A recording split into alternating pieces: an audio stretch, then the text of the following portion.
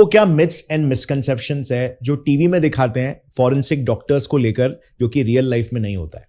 सबसे पहला मिसकंसेप्शन तो यही होता है कि लोगों को लगता है कि फॉरेंसिक साइंस की फील्ड में एंटर हो गए यानी कि हमको बॉडी का पोस्टमार्टम करने मिलेगा।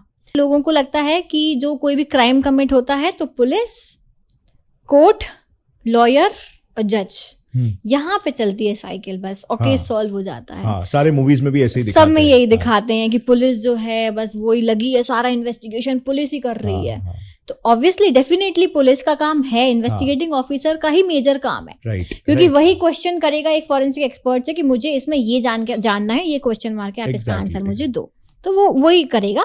लेकिन रिपोर्ट किसकी मानी जाती है? एक एक्सपर्ट की, जो लैब से आ रही है, फॉरेंसिक साइंस लेबोरेटरी से आ रही है।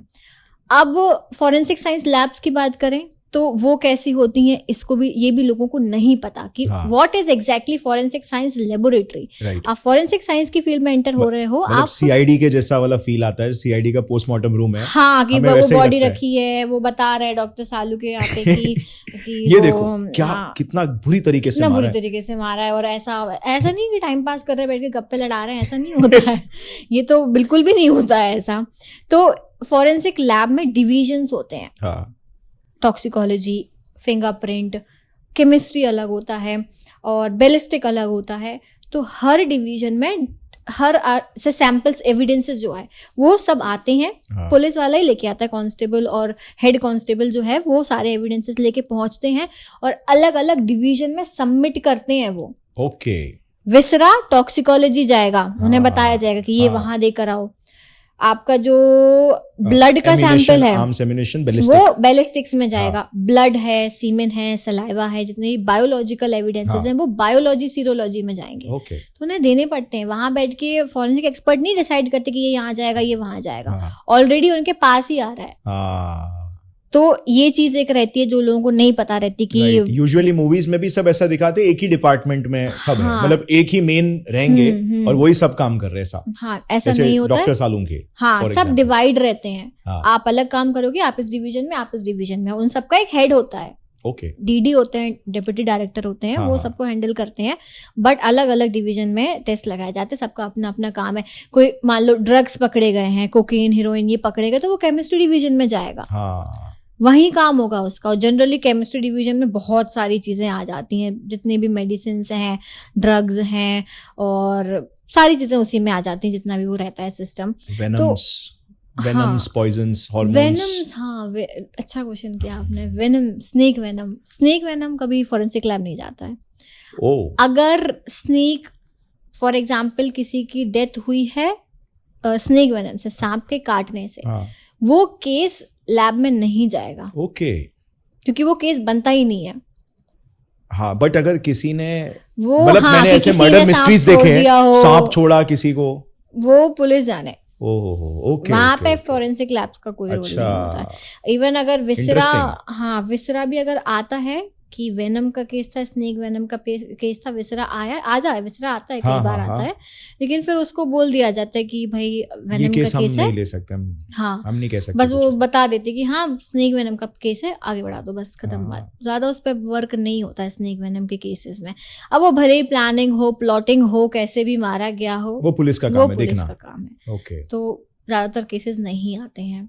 ये भी काफी अच्छा था, मिसकंसेप्शन था जो क्लियर हो गया। इसके अलावा और जनरली हाँ, एक ये कि जो सीबीआई या सीआईडी में एंटर हो जाएंगे हम, बस फॉरेंसिक ले लिया, अब तो सीआईडी में ही जाना है। तो ऐसा नहीं होता है। अब पहली बात तो सीआईडी आप समझ तो लो कि व्हाट इज बेसिकली सीआईडी। जो आप टीवी में देख रहे हो वो सीआईडी, दैट इज फिक्शन। वो फिक्शन है, आपको सिर्फ एंटरटेनमेंट के लिए है, वो रियल नहीं है। तो उन्होंने इतने केसेस सॉल्व कर दिए जितने केसेस, हाँ वही, अगर अभी उनकी तक दर्ज ही नहीं हुए। रोज नया एक केस आता है उनका, क्राइम पेट्रोल और ये चल रहे हैं, जो कहीं ना कहीं ये चीज है ना, मेंटली स्टूडेंट्स, बच्चे ज्यादा देखते हैं। But you have to give them credit कि उसके वजह से काफी सारे लोग मतलब फॉरेंसिक के बारे में जाने भी, और बहुत सारे पर लोग गलत बट एटलीस्ट मतलब अगर मैं फॉर एग्जांपल मार्शियन मूवी देखता हूँ, इंटरस्टेलर देखता हूँ, तो हाँ थोड़े बहुत फिजिक्स उसमें गलत है, लेकिन एट द सेम टाइम मुझे ऐसा तो लगता है ना कि अरे यार स्पेस जाना है, मुझे एस्ट्रोनॉट बनना है, राइट? तो एक तरह से इंस्पायर तो किया, इंस्पायर किया, बट वही है ना कि मतलब फुल नॉलेज मिलना जरूरी है, फुल नॉलेज देना बहुत ज्यादा इंपॉर्टेंट है। आधा अधूरा नॉलेज प्रोवाइड करके चले गए तो वो उन्हें इंटरेस्ट तो आ गया, अब लेकिन करें क्या ये नहीं पता होता है उन्हें, तो वो चीज एक रहती है।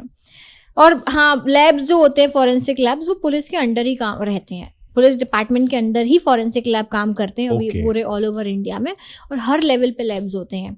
CFSL सेंट्रल लेवल पर होता है जो टॉप पर रहता है, जो भी आपका DFSS directorate of forensic science services ये होता है, ये मेन हेड होता है जो मिनिस्ट्री ऑफ होम अफेयर्स के अंदर काम कर रहा है, उसके अंडर आते हैं आपके सारे CFSLs, और सिर्फ दिल्ली का जो FSLs है वो CBI के अंडर में है, बाकी सारे जो है DFSS के अंडर काम कर रहे हैं। उसके नीचे जो रैंक आती है वो आती है स्टेट FSLs की।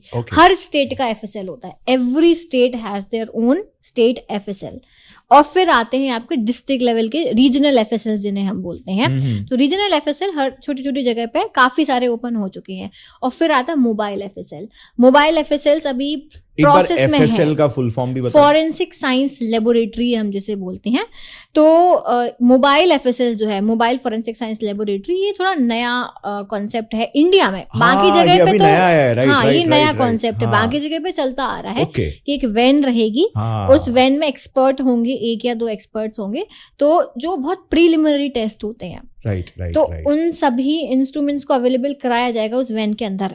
हैं ऐसी वैन्स हैं ऑलरेडी, बनी है, काफी सारी वैन्स बन चुकी हैं और अभी चलती जा रही हैं ये चीजें। तो उससे क्या होगा कि जो केस बहुत खिंचता था, बहुत ज्यादा डिले होता था ना, आधा काम वहीं कर देंगे। मान लो ब्लड है, उन्हें सिर्फ इतना जाना ब्लड है या नहीं है, पता करके बता देंगे इंस्टेंटली। छोटा सा टेस्ट होता है, फेनोल्फथलीन बेंजीडीन टेस्ट है, आप खड़े खड़े लगा के बता सकते हो। उन्होंने बता दिया हाँ ब्लड है, तो वो आगे काम करेंगे। वहीं पता चल गया कि नहीं ये तो नकली ब्लड डला है, किसी एनिमल का है, या फिर ब्लड है ही नहीं, कलर है, तो वहां क्यों ही काम करा जाएगा आगे। तो वहीं पे आधी चीजें सॉर्ट हो जाएंगी। राइट। तो मोबाइल लैब्स का कॉन्सेप्ट यही है कि आप प्रीलिमिनरी टेस्ट वहीं लगा लोगे। तो ये बहुत सारी जगह आ चुकी हैं और लैब्स बनती जा रही हैं। तो ये एक स्ट्रक्चर चलता है लैब्स का, CFSL, SFSL, RFSL, mobile FSLs, इस तरीके से सीक्वेंस चलता है। और आप एकदम से सोचो कि बस CBI और IB और CID नहीं, CBI और IB और CID तो बहुत कम रिक्रूटमेंट्स करता है, वैकेंसीज ही कम है। हाँ, और जब उनको जरूरत होगी 8 साल 10 साल 5 साल में, वो भी बहुत एक्सपीरियंस वाले लोग, हाँ, तो तब वो वहां पे निकालेंगे रिक्रूटमेंट, नहीं तो नहीं मिलेगी आपको जॉब। FSLs में लेकिन हर साल, हर महीने आपको, हर 2 साल 1 साल में किसी ना किसी स्टेट में, किसी ना किसी रीजनल FSL में, मोबाइल FSL में रिक्रूटमेंट्स होंगे। क्योंकि रिक्वायरमेंट है, केसेस बढ़ रहे हैं, फॉरेंसिक एक्सपर्ट्स की रिक्वायरमेंट है। वो सॉल्व तभी होंगे जब लैब्स में पेंडिंग केसेस कंप्लीट किए जाएंगे, और उसके लिए आपको मैन पावर चाहिए। जब आपको मैन पावर मिलेगी तब आप काम कर पाओगे, तब जो है आपके जो पेंडिंग केसेस हैं उन पे काम होगा। अभी बहुत कम लोग होते हैं लैब्स में, तो डेफिनेटली गवर्नमेंट का ध्यान गया है उस साइड की, भाई हमें फॉरेंसिक एक्सपर्ट्स की रिक्वायरमेंट है। इतने बच्चे जो हैं इस फील्ड में ग्रेजुएट, पोस्ट ग्रेजुएट हो रहे हैं, राइट, तो हमें उन पे ध्यान देना पड़ेगा। एग्जैक्टली। और मोबाइल लैब्स आई थिंक वो भी एम्प्लॉयमेंट काफी अच्छा, काफी अच्छा एम्प्लॉयमेंट प्रोवाइड कर रही हैं, और वो हर जगह आएंगी, हर सिटी में आएगी वो लैब, तो केसेस भी जल्दी सॉल्व होना स्टार्ट हो जाएंगे। बहुत इंपॉर्टेंट है आई थिंक, राइट। सो थोड़ा सा आयरॉनिक है कि मतलब क्राइम्स बढ़ेंगे तब रिक्वायरमेंट बढ़ेगी, राइट। और हम होप करते हैं कि क्राइम्स कम हो, तो थोड़ा बट फिर ऑब्वियसली वो लोग उस हिसाब से ही सिलेक्शन क्राइटेरिया ये सब रखेंगे। क्राइम कभी कम नहीं होगा। जैसे जैसे डेवलपमेंट हो रहा है वैसे वैसे क्राइम का भी डेवलपमेंट हो रहा है, राइट। क्राइम कम नहीं होगा, वो तो है। मतलब जितना भी हम उटोपियन अपने पर्सपेक्टिव से चाहे कि यार क्राइम कम हो, बेहतर ह्यूमन सिविलाइजेशन बने, बट ट्रूथ तो यही है कि जैसे जैसे मॉडर्नाइजेशन हो रहा है तो क्राइम्स में भी मॉडर्नाइजेशन आ रहा है। Exactly, digital crimes, cyber crimes, हम कितना ग्रो कर रहे हैं डिजिटल फील्ड में, लेकिन यहाँ पे ये ग्रो हो रहा है, यहाँ पे ये भी ग्रो हो रहा है, उतना ही नंबर जो है। अगर आपको ये क्लिप पसंद आई तो पूरे पॉडकास्ट का लिंक नीचे डिस्क्रिप्शन में। Indulge and enjoy.